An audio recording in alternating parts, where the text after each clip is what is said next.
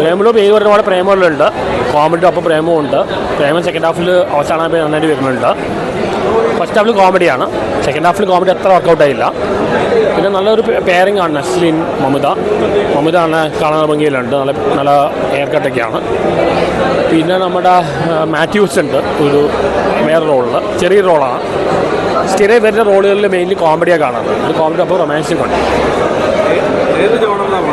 Romantic comedy, wrong com, romantic comedy. ഇതിനകത്ത് യൂത്തിന് പറ്റിയ ഫിലിമാണ്. ഫാമിലിക്ക് ഒരു അറിയില്ല, യൂത്തിന് പറ്റിയ ഫിലിമാണ്. പക്ഷേ ചിലയിടത്ത് കോമഡി വർക്കൗട്ട് ആവില്ല, ആ നെഗറ്റീവ് മാത്രമേ കണ്ടു. ചിലപ്പോൾ ഒരു വളുപ്പായി മാറുന്നുണ്ട്, അല്ലെങ്കിൽ നല്ലൊരു എൻ്റർടൈനറാണ്. നസ്ലി ആസ് യൂസ് കാണിച്ചിട്ടുണ്ട്. നസ്ലിം മമ്മൂദ് നല്ലൊരു പെയറിങ് കിട്ടി, നല്ലൊരു റൊമാൻറ്റിക് പെയറിങ് കിട്ടി. ആൻഡ് വില്ലനെ നെഗറ്റീവ് റോൾ ചെയ്ത ആളാണ്. അതിനെ സംബന്ധിച്ച് നോക്കണം, ഭയങ്കര ഫണ്ണി, ഭയങ്കര ഒരു റോളാണ്. അത് എങ്ങനെ പുള്ളി ചെയ്തത്, പുള്ളിയുടെ ഗട്ട്സ് ഭയങ്കരമാണ്, കണ്ടിരിക്കാൻ പറ്റും.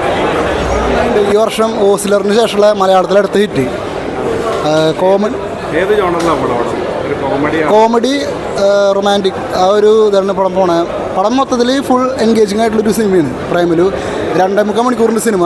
പടം ഫുള്ള് എൻ്റർടൈൻമെൻറ്റാണ്. നമുക്കൊരു സ്ഥലത്തും ലാഗോ മറ്റു കാര്യങ്ങളൊന്നുമില്ല.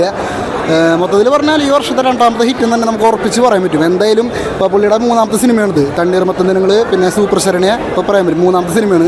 ഇതിൽ സൂപ്പർ ശരണ്യ ഒരു ആവറേജ് ആണെങ്കിൽ പോലും ഈ സിനിമ എല്ലാവർക്കും ഇഷ്ടപ്പെടും. അത്ര എന്തായാലും ഹിറ്റാണ്, വലിയ ഹിറ്റ് ആവുമെന്നാണ് വിചാരിക്കുന്നത്.